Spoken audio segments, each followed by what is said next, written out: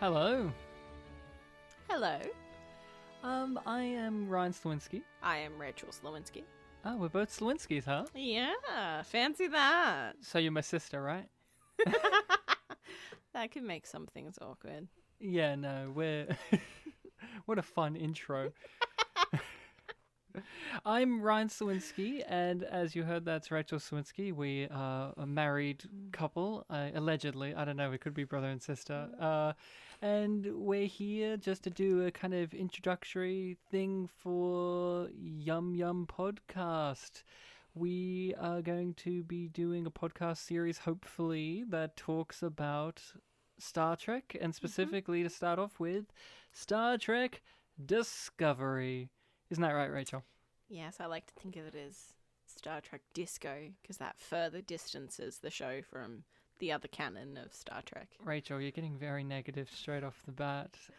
You don't want to call it Star Trek Discovery STD? The initials? No, even though that would be more apt in a way, I like to say and think disco, because that's what the show itself tried to do when it became clear that the acronym would have been STD. It would have been STD, right? In the writer's room, they're like, crap, that's oops. So we are going to be talking about Star Trek Discovery. We're going to endeavor to do a week-by-week episode breakdown of the show. We have both of us watched this show before. We watched the show while it was airing, so we have seen the first 2 seasons of the show. Yeah, because that has been what has been released up until this point. We have not seen the short treks, though. We haven't seen them. So I have watched a few. You what? So, listeners, you're hearing a marriage breakdown on the pod right now in the very first introductory episode. So, Rachel, you're already very negative about Star Trek Discovery, which kind of indicates that we have a turbulent relationship with Star Trek Discovery. So, one might say, why are we wanting to do a whole show? Because we talking about Star Trek Discovery. We want it to be good, and we want to see if we can find something good in what is already there. That's the thing. Rachel and I are on weird camps when it comes to Star Trek Discovery kind of stuff, because I like some of it and I outright hate some of the show. And it's a show that fascinates me. While you seem like you, in our relationship, outside of this podcast, you have been very much more negative on it. You're just like, why do we watch this still? And I just say, because it's Star Trek and I like Star Trek. That's why we keep watching it. Yeah, I don't have that attachment that you do, where it's just like anything with Star Trek you will watch because you have a deep fondness for it. Whereas because I came to it much later than you did, and because of you, I can say yay or nay to it. It's not like, well, it's Star Trek, so I need it, or it should be good because it's Star Trek. Yeah. Because so much of what I've experienced is stuff that I don't like, as well as stuff that I love. Like.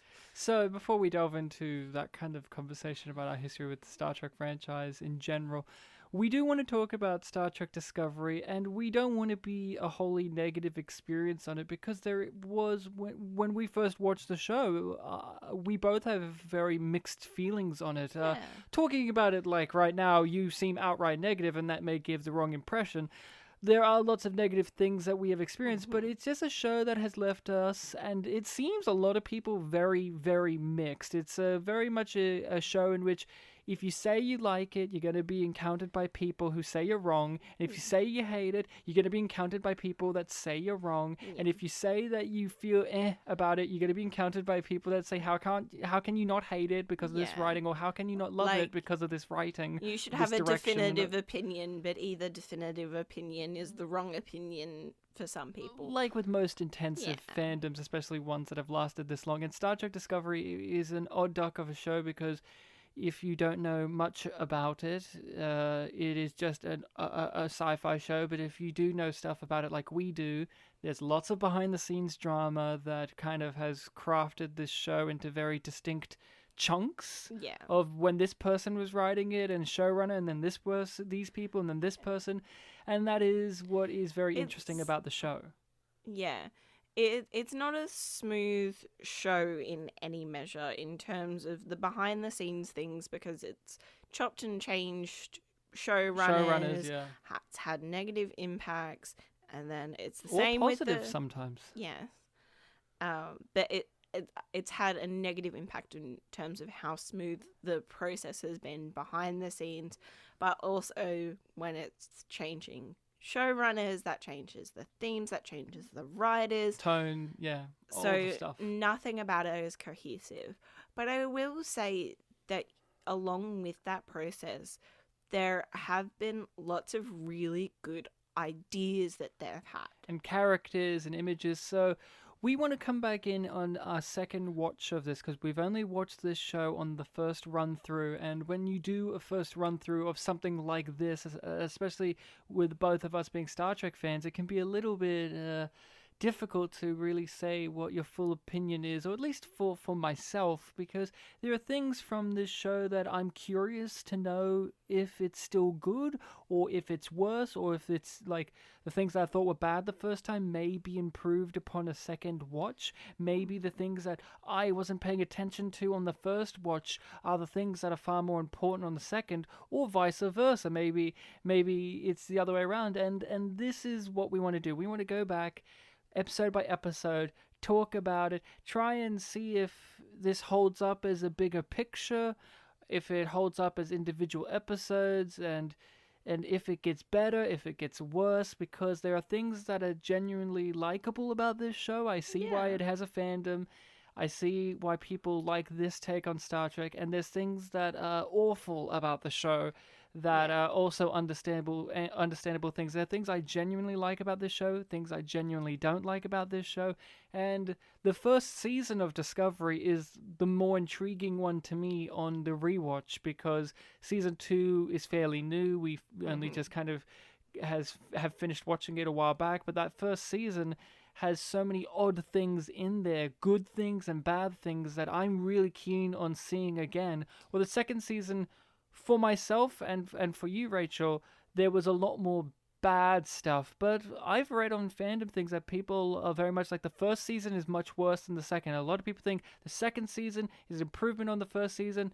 I see far more of that than I do the first season being better, and so I'm very curious to see, maybe they're right, or maybe it's a different thing, and that will be interesting to see. And maybe when we get around to the second season, us having talked about the show in an analytical fashion week by week will change our viewing experience of that second season, which both of us aren't fans of, or at least aren't fans of it up to a certain point. There's a certain point where it just becomes, oh, this is a rough ride for us. Yeah.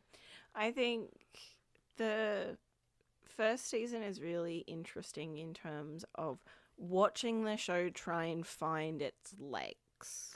Yeah, and introducing us to these characters, setting up the foundation for the characters themselves is always interesting. And then, the second season of a show has to run with where these characters have been set up, and that's where you can fall on your face. And let's be honest, Star Trek series overall, from Next Gen to Enterprise, have always had rough beginnings. Yeah, which is commonplace for any kind of show, because they learn, well, they're meant to learn from the mistakes. process and what they're doing, and seeing what the characters in action are telling the writers. That's what happens in a good show. That's what happens in some shows, and sometimes feedback from the audience, and that can be good too, or what people have gravitated towards in the writer's room and in the audience of strong elements get fleshed out more. If it wasn't for that, we wouldn't have got characters like Reg Barkley in Next Generation, where Reg Barkley was supposed to be a one-off. He's now one of the most loved side characters. why I didn't say the original series is I personally think the original series first 2 seasons are perfect, and then it's the 3rd season that's the weakest, which is technically, it coming back again. So it kind of has that coming back on its feet momentum. But overall, Star Trek is not a franchise of TV shows that always start amazing from the gate. The first season or 2 of Next Gen, which, getting into our relationship with Star Trek, are some of the worst things ever. There are so many terrible episodes, and DS9 has a little bit of a time getting on its feet, and Voyager, and so on and so forth. It isn't unusual that Star Trek Discovery may have an interesting and or rocky beginning, and coming back to it will be interesting to see, because what we are used to now is prestige television, where prestige television, which Star Trek Discovery should be by looking at it with its budget, its cast, and all the talent, we're used to it being amazing from the gate. Game of Thrones is amazing from the gate.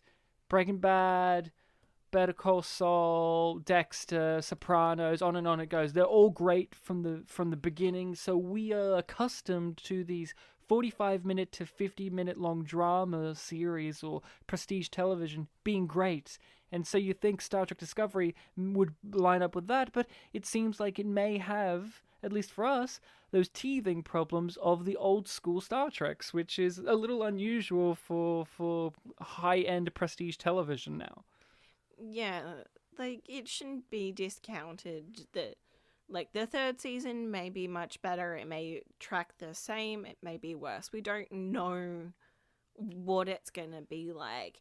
And it's a weird handicap that, we don't want it to be like those other shows and those prestige things in that way. Like, it doesn't need to be those things, but we do want it to be better than it is. We want good Star Trek, and that also means that we also don't want old Star Trek. If we already have old Star Trek, then if we just get old Star Trek again, what's the point? People want something new and refreshing, but it's a hard line of giving you the new refreshing, but also catering to the fact that this is a well-established franchise. So it's that big old problem. So when it comes to our history with Star Trek, I've grown up with Star Trek. I love Star Trek. I love all of Star Trek for its flaws. It's hard to rank things in Star Trek, like favorite characters, favorite captains, favorite series overall. That stuff is always very difficult for myself, because I've grown up with them. Those categories don't work for you.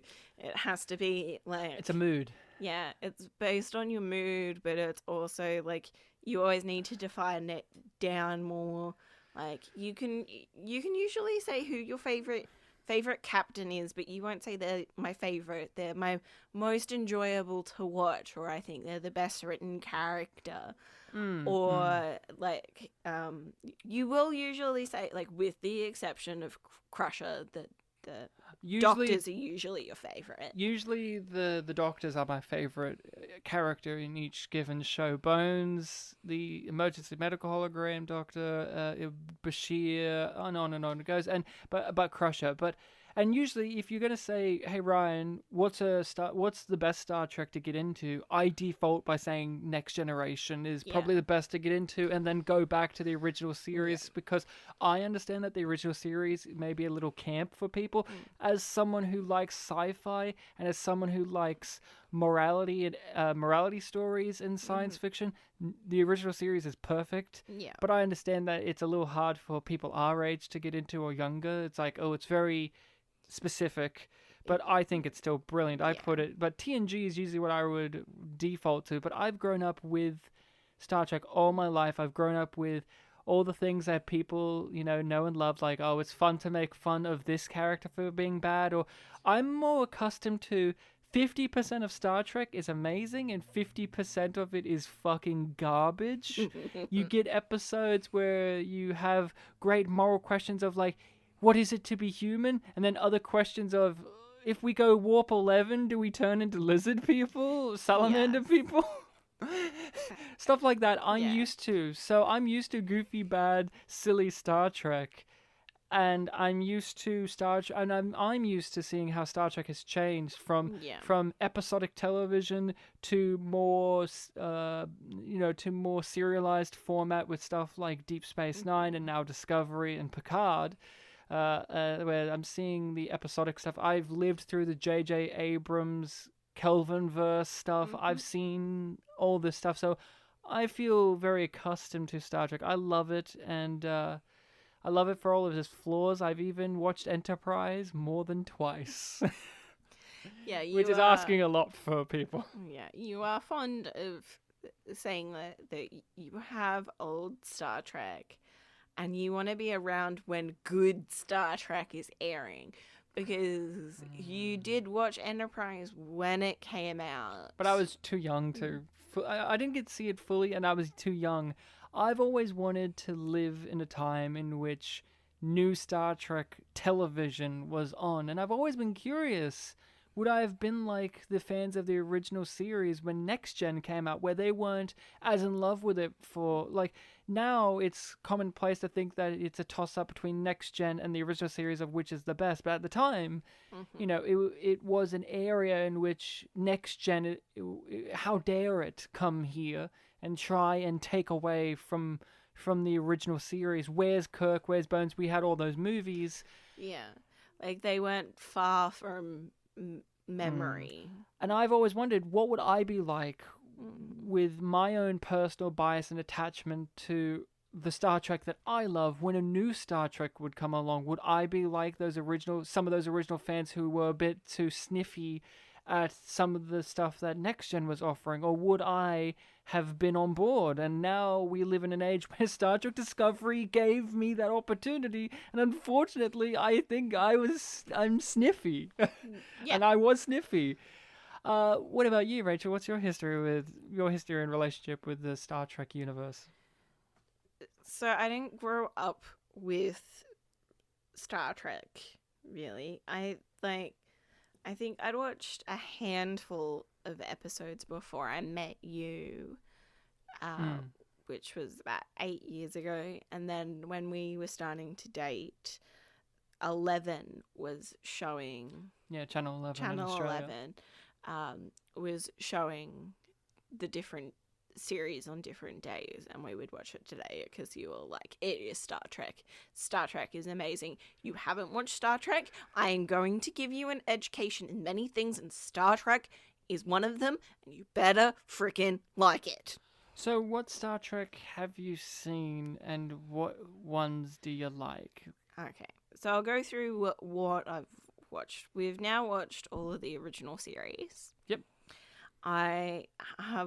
I don't think I've watched a full episode of the animated series at all. No. We've watched all of TNG. Yeah. I've watched all of Voyager now twice. That is my favorite. Yeah, which is a divisive opinion, apparently. And again, that's something I've learned as someone who's grown up with Star Trek. I only grew up with my family being fans of Star Trek, and not many of my peers or many people who were of my parents' age or my sister's age who watched the Next Gen Voyager stuff when it came out. So over the years, I've discovered what people's opinions of those shows are outside of myself. I've always went, oh, everyone loves Next Gen and people like Voyager and everyone loves Deep Space Nine. And now I have learned, you saying Voyager is your favorite, you're going to have some people listening on this who are Star Trek fans going, fucking Voyager sucks, which is a discovery that I have learned over the years, and I am still coming to grips with because I've just watched it in isolation, and I just, like you, I see some fun sci-fi. Yeah. Voyager is the series that, for me, for whatever reason, is the one where I can accept those peaks and troughs the most, because I have so much fun watching those bad episodes. You can stand Neelix more than Wesley. Yeah. Although you don't like Neelix. I don't know. No one likes should. Neelix. Nobody should. I still don't understand why Kez ever liked him. She was a child, that's the answer. Yeah, she was a literal baby. That's enough. That's enough of a tangent. She was 4. She was 4 when she was about to die. Yeah. That was 2 years Star in. Trek's a wacky show, huh? Yeah, like that's a low level problem. Yeah. I've watched a couple of seasons of Deep Space Nine. About and 3, Enterprise. maybe 4 seasons of Deep Space Nine and the first season of Enterprise. Yeah. And again, Ryan knows this because any I made Star it Trek happen. I've watched with him. Except I did my second rewatch of Voyager By on my yourself. own. Now, here's the thing. Rachel, you have controversial take. You just said you've only watched a few seasons of Deep Space Nine. Yes. You don't care for Deep Space Nine. One of my favorite characters. I was Bashir so the pumped. fuckboy. I love Julian Bashir, and you immediately hated Julian Bashir. You were like, he is terrible. I hate this character. I don't like him. And my heart sunk, and I was thinking, should Yeah. I dump her? That was. But you liked Garrick. Yeah. You didn't mind Garrick. You were commenting Garrick settles down Bashir, and I'm like, but Garrick's an weirdo, evil space Nazi spy, former space Nazi spy. Oh well, that's. Meh. And then hot take, you don't like Enterprise, huh? You don't like Scott Bakula? We love Quantum Leap. I love Scott Bakula. Scott Bakula can do no fault to me. Like, one of my Unless he's favorite Captain things- Archer, right? He is fantastic in Enterprise.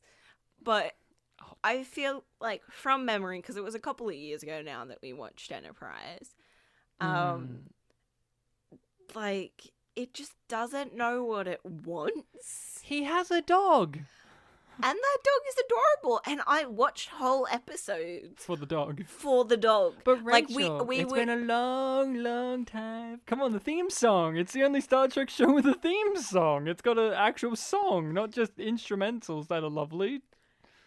As we will discover, as we... That's what Discovery's missing, is like a pop song. Yeah, I was about to say, like, when we go through our exploration of Discovery, we will evaluate how change can be good and how change can be bad. And I think the general consensus in the Trekkie community is that the theme song to Enterprise is shit. Oh, it's a garbage fire. Yeah. So that's kind of our history with it. We've watched the movies. Yeah, we recently watched all The original of movie. the original series 6. one. One. But we've watched them over the years, and we always... So I had watched Nemesis randomly before we started dating. Because we were watching Next Gen, I think. No, like before, like a year or two Ah. before, because my stepmother Mary is a massive Trekkie. And that's why that's one of the foundations of my relationship with her, because Yeah. we both talk about Star Trek. Yeah, It's a bonding thing, Star Trek. It bonds us. it can bring lots of people It together. mind melds us. And she had a collection, and I picked out Nemesis because I knew who Tom Hardy was. Which is weird, because at the time no one knew who Tom Hardy was when he did that movie. No, He was new and fresh and young, and they had to put a little scar on his lip because his lips are too sexy for women to handle. Nemesis, because I remember watching that when we were dating, because Nemesis was on TV, and you were like, you should watch it. Was it Insurrection? Because there's Nemesis, Insurrection, First Contact, and Generations. Not in that order, but yeah. It was First Contact. First Contact's all right. You can watch that on its own, but Yeah, yeah. because I was just like, what is the big deal about this old dude? Why do they care so much? Wow. So yeah, we are planning on talking about Star Trek Discovery, leading eventually, hopefully, if we want to keep doing this, into Star Trek Picard.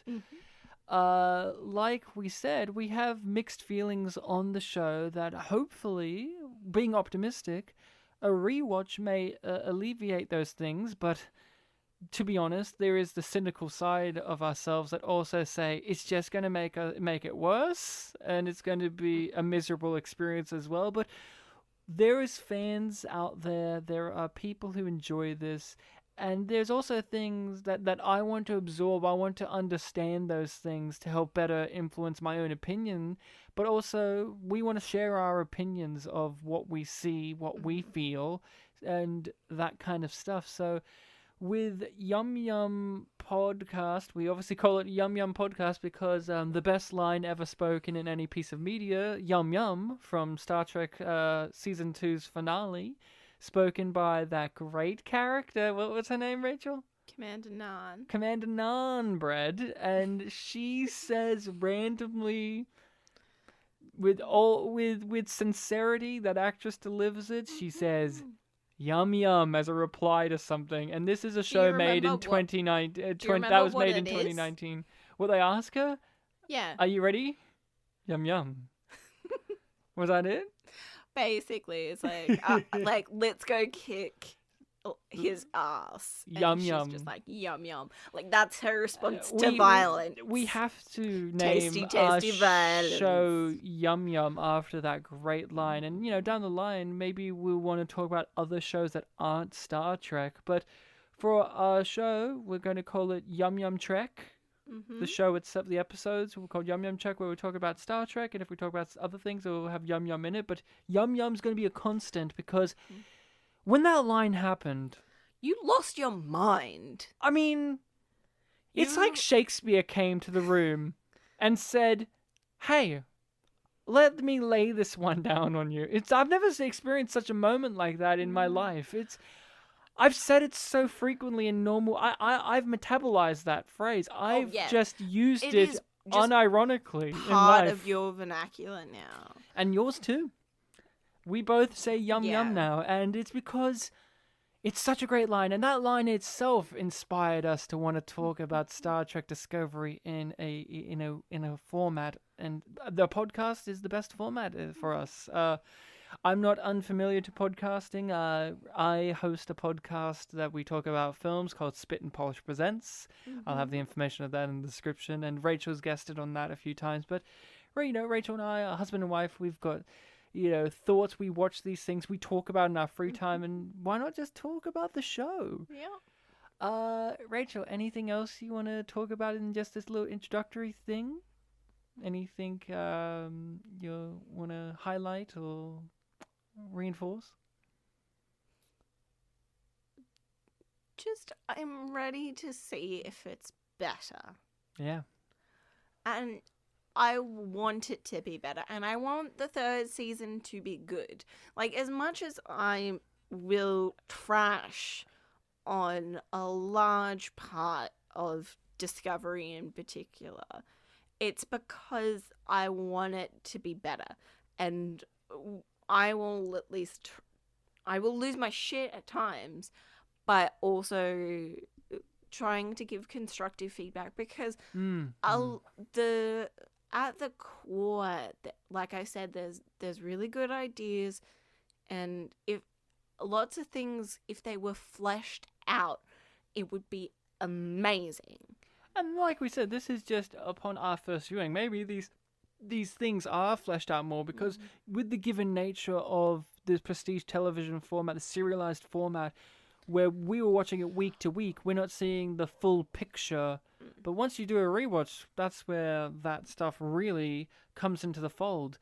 I will say that I'm looking forward to seeing Jason Isaacs again as Captain Lorca. I really am. He was not necessarily the character, but just Jason Isaacs is an actor that I really enjoy, and I'm keen on seeing just him again and seeing how I feel about that whole character. We won't discuss too much about how his character goes, but there are it's interesting lots of actors that appear within the show. Tig Notaro? That you're just like, like you, like the casting decisions and interesting. The idea that those people are bringing something that the character on the page lacks. I'm sure that the script didn't say, "Hey, Michael cries 15 million times each episode," but I'm sure that the director and the actress work together to make sure that each word had a tear. Okay, I am convinced That there's a bet going on. Like, hey, how many times can we shove in her crying in each episode? That's a possibility. But I'm also convinced that the writers don't know how to use the find function when they're writing a script. What do you mean? Because they forget that they've said stuff, they say things again, there's lots of inconsistencies. Well, whereas if you just went control find and typed in a word like cry and then see how many of those are lines of like instructions from Michael, then you would be able to make a much cleaner script, but they just don't do that. Or maybe the actress and the director team up together, say, you know what, this scene needs some tears. Of course, we're just joking around. That's the thing, too, that I love about Star Trek. So do you, Rachel. We love just goofing about Star Trek. I love Next Generation, but does that mean I'm not going to make fun of Geordie LaForge being everyone's best friend? No. Or I love Voyager, but does that mean I'm going to let it get off the hook for silly things? No way. Back on TNG. The atrocity that is hiding Lavon's eyes. LeVar, thank you. LeVar Burton's beautiful, beautiful eyes. Yeah. Like, it's an atrocity of the nth degree. Like, it's great for the character of Geordie, but the fact that But LeVar's eyes. He's got beautiful eyes. Yeah, he does. And even when, like, he doesn't have the visor on, they got the blind eyes. Yeah. But that's the thing. We love goofing about Star Trek in all forms. Good Star Trek, bad Star Trek. I love old school Star Trek. Do I recognize that it's goofy as shit? Yeah, I do. Do I recognize that Enterprise has actually some really good, interesting story arcs and characters and some of the best sci-fi ideas in Star Trek? Yeah, I do. But it's also a show in which the Doctor's horny all the time about human beings' anatomies, and they rub jelly on each other because quarantine, and that's what I love. And Star Trek Discovery is no different. I love goofing on it in both constructive and just derogatory fashion. Like, it's fun to goof on things, and I think sometimes when new shows like new Star Trek is out, some people don't like it when you goof on it, but I think that's the foundation, at least for my viewing of Star Trek. It's always fun to goof about Wesley Crusher and what an annoying upstart character he is, or how we all just want Neelix to go away and we all cheer when he gets his mouth removed or choked to death by Tuvok, or fun stuff like that. Or we all enjoy silly stuff that's like Deep Space Nine. We all love Garrick, and he's a silly, fun character. There's an episode where DS9, they just play baseball because it's fun. And Star Trek Discovery has fun episodes. Harry Mudd. And I'm looking forward to just doing that stuff too, just goofing on it. So, Rachel? Sorry, I was just thinking about Shatner lighting and Shatner's double punches. Or what about when a woman comes on screen in old school TOS and the screen goes all like blurry because it's a pretty lady and they put the gel on the lens because it's a lady. Ooh. No, Like, I love that. I was legit just going through a supercut in my head of Shatner doing not the double punch, the Shatner punch, the Shatner punch with the clamped hands. Yeah. Or the rolls, the commando rolls. There's there lots of rolling, lots of spinning, and let's not forget Sulu. Just a beautiful choreography and blocking. But Sulu shirtless with his chest oiled up and a fencing sword. Beautiful stuff. And then there's the Abrams movies, and we don't talk about those. I mean, No, especially. Hey, it introduced a whole generation of people to Star Trek. Yeah. So that's good. They did that at least, even though most people I know who have watched those movies have never had any inclination to watch Star Trek and didn't even watch those movies beyond the first one. So. No. And then that series crashed and burned. But whatever. Winona Winona Ryder was just too quick for a teleporter to get her. Yeah, which totally makes all of this. Hey, all of the sense. Before we just trail off into complaining and see, we're already doing it, goofing about Star Trek. One of the things I love about Star Trek is Star Trek's always been inconsistent with transporter beams, and that's what I love about it. So, Rachel, I think we've covered our whole entire thing. So, so for you listeners, keep your eyes and ears out on this feed, because we'll hopefully quickly get onto recording some episodes, publishing them out there, and look out for episode 1 of Yum Yum Trek. Yum Yum Trek, covering that first Discovery episode, and we'll be talking about that. So, yep, that's it. Of course, subscribe, follow us on the podcatcher that you follow. Keep your ears to the ground with this. Socials will be linked. The socials are in the description, and follow us on those. We're on pretty much all of them: your Facebook, your Twitter, your Instagram, all that. All that stuff's in the description, and keep your eyes and ears on those too, because we're posting stuff on there, keeping people up to date on stuff, and hopefully, Rachel, we are gonna love this journey. It's just gonna be a fun time. But Rachel, I've got one final question for you. Yeah. To end this all on. Orange? Really? How dare you?